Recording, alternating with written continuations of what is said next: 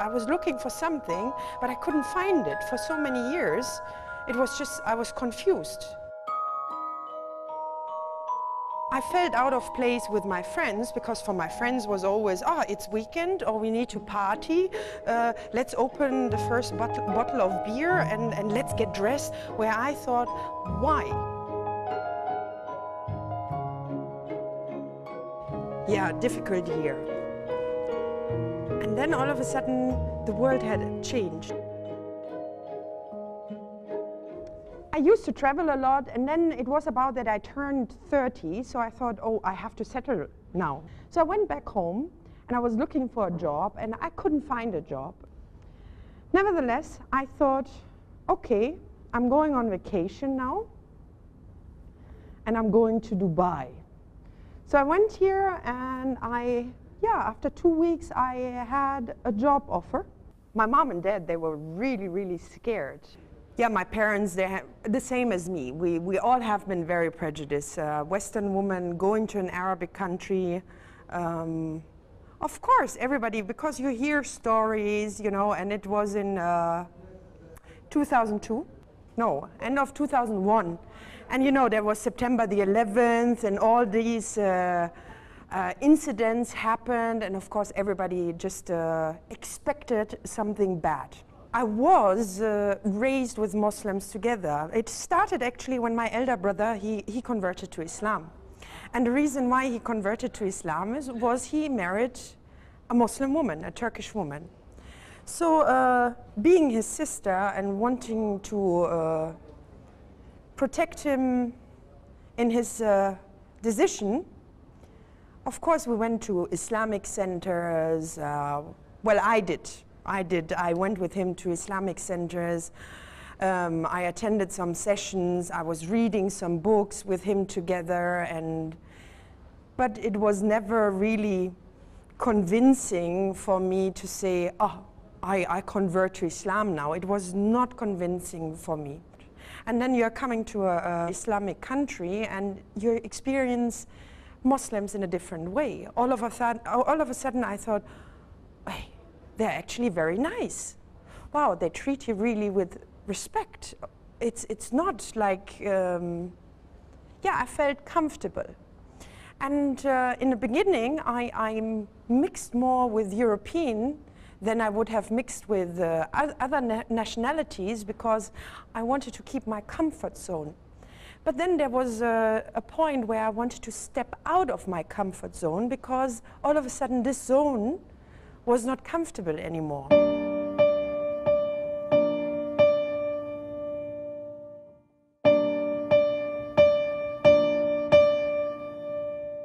Six months before I spoke my Shahada, I started to wear abaya. I loved the abaya from the beginning, but I always avoided to wear it because I thought that's an insult to the locals here.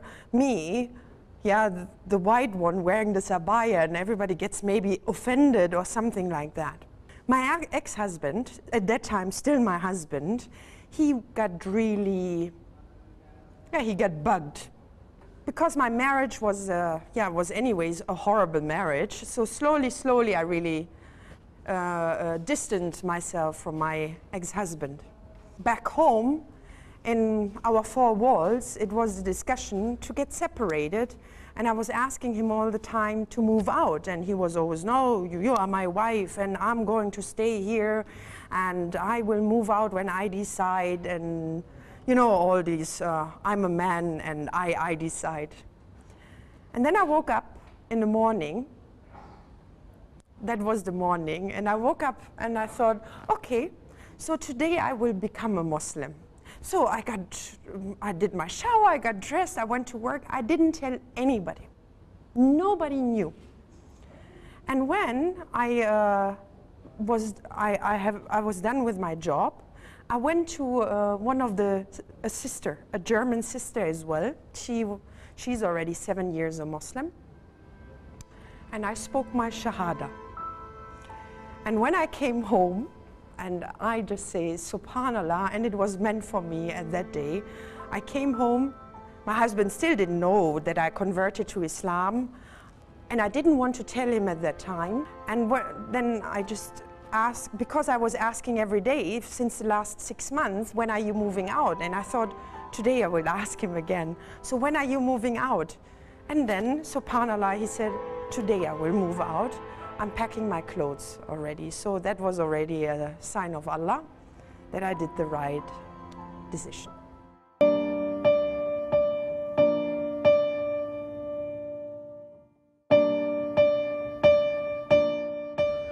I spoke my Shahada on the 25th of June 2009.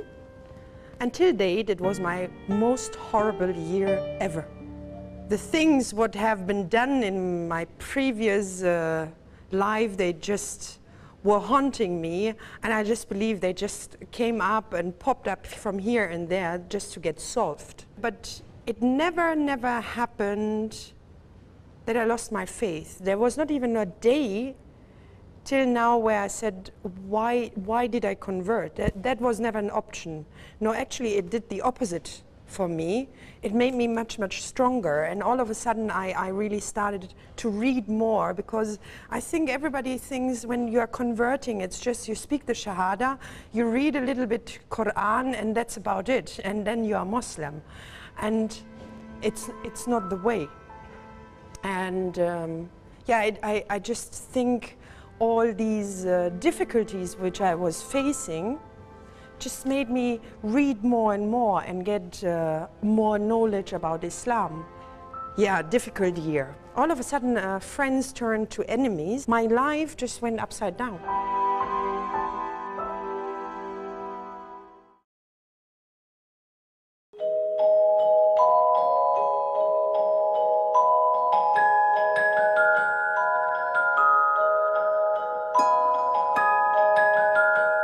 At that time, one of my friends got really close to me. Her name is Kate, and she really supported me a lot. I think she was the only one who really supported my decision to convert to Islam, because most of the people, they were really shocked and they were afraid and they had their concerns. And I know that Kate was always there. I could call her in the middle of the night if I need her, and I thank Allah every day for such kind of friend. Kate was not a Muslim at that time. Kate was confused. I remember that you and I remember we went to that lunch together with my ex-husband and Neil. And I know, and this still sticks in my mind. I remember we were sitting in the car, and it was a Friday, and it was Jummah prayer, and we went through the Ras Al Khor area, and we saw all those cars, you know, those open cars, and 30 people were standing and holding themselves on that car, going to the mosque for Jummah prayer. And we laughed so much about that because it was really, it was like a convoy. So we laughed very much, and we thought it is very dangerous going like this for a prayer. Why would they do that? Why would they risk their own safety, security, just for a prayer? And we were talking that all of the sudden the talk was in that car about religion, and I remember that you said, I'm not religious, but if I have to choose what religion I would follow. We were just all of us in the car laughing, and then I said, oh, if I had to choose a religion that I believe in, or I believe the basics of, not having full knowledge about it, I would choose Islam. And everyone laughed at me. Why would you choose that? They're hypocrites, and that's how it all went on. Yeah, and then was a big topic, and that was actually where we, when we started looking into the religion. and we started more and more. From that day, I started really looking more into the religion, because the way people laughed and said, "Oh, hypocrites," and they're not hypocrites at all. And they said to me, "Why would you choose it?" Because I believe in the basics of the religion, because that's all I knew at the time. And you look at the Arab families, and they're all very close knit, and I think that's fantastic. Whereas from where I come from, you don't all come together on a Sunday, which would be our day that all families come together. Everyone does their own thing. We all live our separate lives. Whereas here, Fridays, it's just such a family day. All I learnt from school when we were studying religious education, which is compulsory, so we had to study it, we learnt all about all the different religions. When it came to Islam, my studies teacher said to me, to sum it up, Islam, the people that follow it, they're a bunch of terrorists. And that was it. That's all we learnt about Islam. Nothing else. And that's stuck in your mind. And think of all those people then, if that's the attitude of what the teachers give him. And we had no Muslims in our class anyway. And of course, when you're younger, everyone just laughs. But that's all that's stuck in the mind. I was asking more questions more than anything. I didn't go to any Islamic centres, read any books. I was just more inquisitive, asking people about their religion. But I had to put all the thought into it. I don't just want to convert, just to be one of those people that says, oh yeah, I've converted. I'd seen Hidaya go through it, and I'd seen how she had changed, because there is a massive change in you. Then how she got through the stuff she has due to religion is a massive influence on anyone. When I look at myself before I converted and now, I mean, I was always there for everybody. You know, everybody came and told me their problems, and I was actually a problem by myself. I was fighting myself so much, but in order not to face my own problems, I always took on other people's problem, and then nobody was there for me. And when I converted, prayer was, and I told you to compare, when you have a nice pattern around your skin and you feel very comfortable, the same is for me when I do my prayer. The time between, sometimes it takes too long, where I think, oh, when is the next one? It just helps me so much. Yeah, it makes me lighter.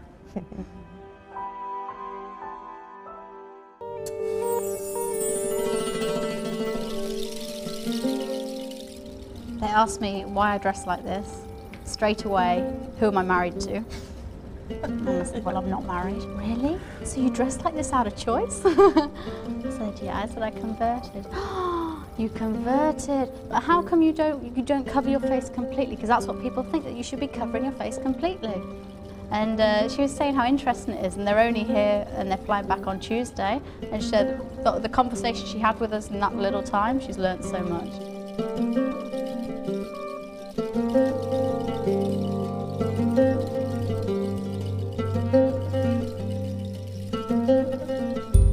Converting to Islam is not just wearing hijab. Islam starts in your heart. And it doesn't matter if somebody wears the hijab after 2 weeks or 3 months or 1 year. Important is that Islam started already here.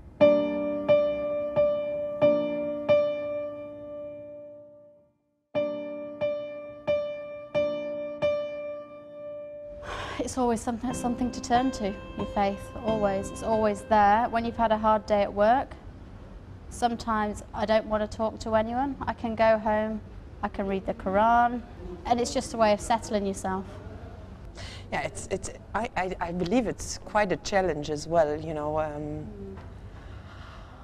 I would never have thought, I mean, coming from a non-spiritual family, I would never have thought that, you know, a prayer can make you strong, and that you even get up happily in the morning for Fajr prayer. You know, I remember it was especially on weekends that you were just tossing and turning around and didn't want to get up because there was nothing to get up. But now it's just happily, you know, as soon the adhan is going on, and you think, oh, Fajr prayer is coming, let's get up. And then, you know, it keeps you so strong.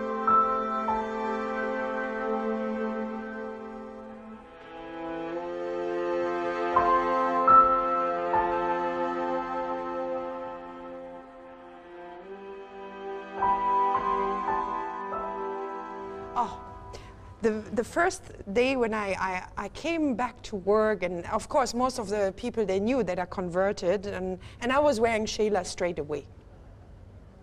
And everybody came, oh, this is haram.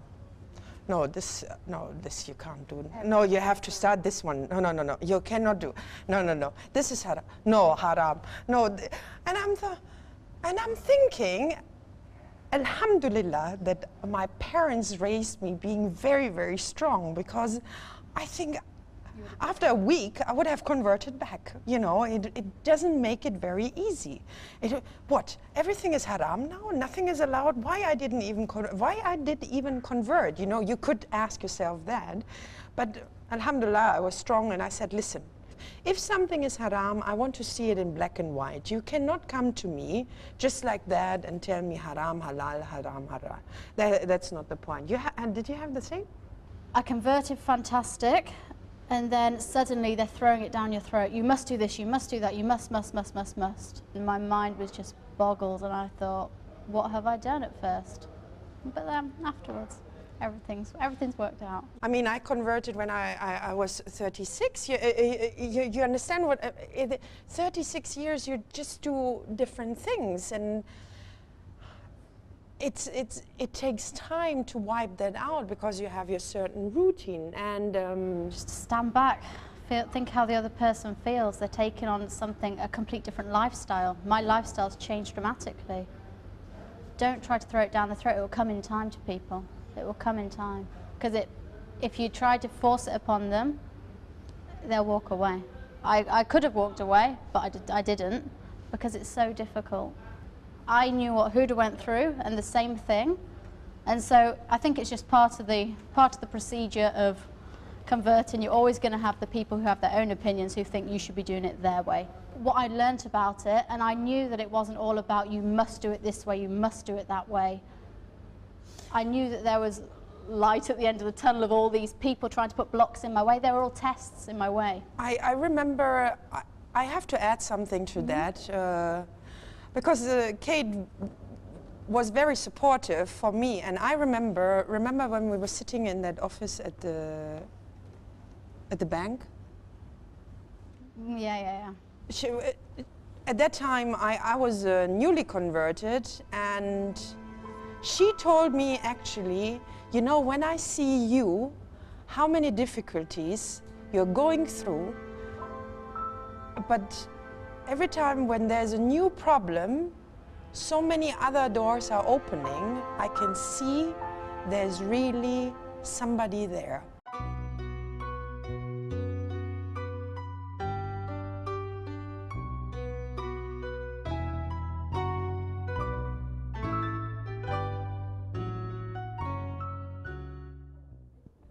It's recording? 1, 2, 3, 1, 2, 3. 1, 2, 3. Is it recording? Okay, now, you know, I'm losing weight. This is good. Don't change it. I like the, where is it? Ah, yeah. Then I used to read them like... My nan used to buy me them all the time, comics. They only have Superman here? Superman and Lex Luthor.